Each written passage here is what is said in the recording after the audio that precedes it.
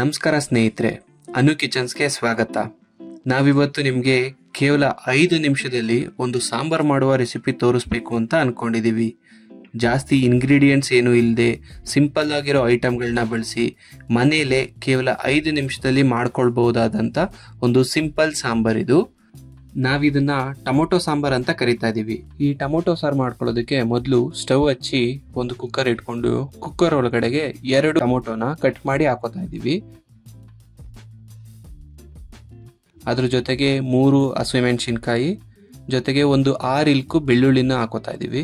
ಇದ್ರ ಜೊತೆಗೆ ಒಂದು ಗೋಲಿ ಗಾತ್ರದಷ್ಟು ನಿಂಬೆಹಣ್ಣು ಕೂಡ ಸೇರಿಸ್ಕೊತಾ ಇದೀವಿ. ಜೊತೆಗೆ 2 ಈರುಳ್ಳಿನ ಉದ್ದುದಾಗಿ ಕಟ್ ಮಾಡ್ಕೊಂಡು ಹಾಕೊತಾ ಇದೀವಿ. ಹಾಗೆ 1 ಲೋಟ ನೀರನ್ನ ಹಾಕೊಂಡು 1/4 ಚಮಚ ಅರಿಶಿನ ಪುಡಿ, 1 ಸ್ಪೂನ್ ಎಣ್ಣೆ ಇಷ್ಟನ್ನು ಹಾಕೊಂಡು ಕುಕ್ಕರ್ ಮುಚ್ಚಳ ಮುಚ್ಚಿ ವಿಸಿಲ್ ಇಟ್ಟು 2 ಕೂಗ್ ಕೂಗಿಸ್ಕೊತಾ ಇದೀವಿ. 2 ಕೂಗ್ ಕೂಗಿಸ್ಕೊಂಡಿದೀವಿ.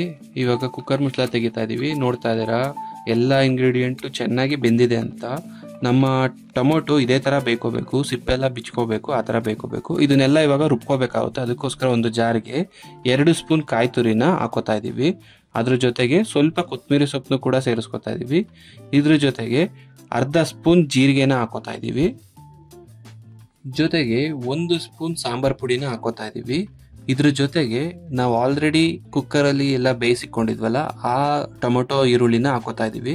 ಆದರೆ ನಾವು ಅದು ಬೇಯಿಸಿಕೊಂಡಿರೋದನ್ನ ಸ್ವಲ್ಪ ಆರಿಸ್ಕೊಂಡು ಇದೆಲ್ಲ ಚೆನ್ನಾಗಿ ಪೇಸ್ಟ್ ಆಗಬೇಕು, ಆ ಥರ ರುಬ್ಕೊಳ್ಳೋಣ. ಇವಾಗ ಸ್ನೇಹಿತರೆ, ಬೇಯಿಸ್ಕೊಂಡಿರೋ ಈರುಳ್ಳಿ ಮತ್ತು ಟೊಮೊಟೊನ ಒಂದು ಮಿಕ್ಸಿ ಜಾರ್ ಒಳಗಡೆ ಹಾಕೊಂಡು ಈ ಥರ ಒಂದು ಪೇಸ್ಟ್ನ ರೆಡಿ ಮಾಡ್ಕೊಂಡಿದ್ದೀವಿ. ನೋಡಿ, ಪೇಸ್ಟ್ನ ಈ ಥರ ನುಣ್ಣಗೆ ರುಬ್ಕೋಬೇಕಾಗುತ್ತೆ.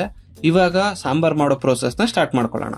ಸ್ನೇಹಿತರೆ, ನಾವಿಲ್ಲಿ ಸಾಂಬಾರ್ ಮಾಡ್ಕೊಳ್ಳೋದಕ್ಕೆ ಅಂತ ಮಡಿಕೆನ ಉಪಯೋಗಿಸ್ತಾ ಇದೀವಿ. ನಿಮ್ಮ ಹತ್ರ ಮಡಿಕೆ ಇಲ್ಲ ಅಂದ್ರೆ ಒಂದು ಪಾತ್ರೆ ಇಟ್ಕೊಂಡು ಪಾತ್ರೆ ಸ್ವಲ್ಪ ಕಾದ ಮೇಲೆ 3 ಸ್ಪೂನ್ ಎಣ್ಣೆನ ಹಾಕೊಂತಾ ಇದೀವಿ. ಎಣ್ಣೆ ಸ್ವಲ್ಪ ಕಾದ ಮೇಲೆ ಅರ್ಧ ಚಮಚ ಅಷ್ಟು ಸಾಸಿವೆನ ಹಾಕೋತಾ ಇದೀವಿ. ಅದ್ರ ಜೊತೆ 1/4 ಚಮಚ ಜೀರಿಗೆನ ಹಾಕೋತಾ ಇದೀವಿ.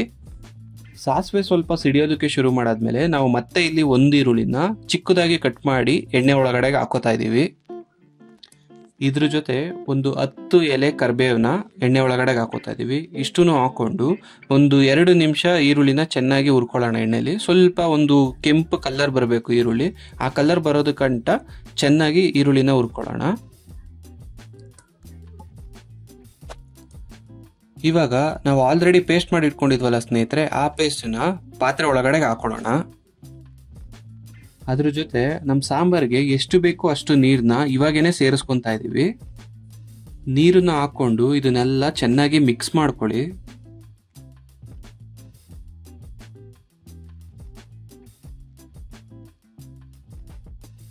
ಇವಾಗ ನಮ್ಮ ಸಾಂಬಾರ್ಗೆ ರುಚಿಗೆ ಎಷ್ಟು ಬೇಕೋ ಅಷ್ಟು ಉಪ್ಪನ್ನು ಸೇರಿಸ್ಕೊಳ್ಳೋಣ. ಉಪ್ಪನ್ನ ಹಾಕೊಂಡು ಸಾಂಬಾರ್ನ ಚೆನ್ನಾಗಿ ಒಂದ್ಸತಿ ಮಿಕ್ಸ್ ಮಾಡ್ಕೊಳ್ಳಿ. ಇದನ್ನೆಲ್ಲ ಮಿಕ್ಸ್ ಮಾಡಿಕೊಂಡು ಒಂದು ಕನ್ಸಿಸ್ಟೆನ್ಸಿಗೆ ಬರಬೇಕು ಸಾಂಬಾರು.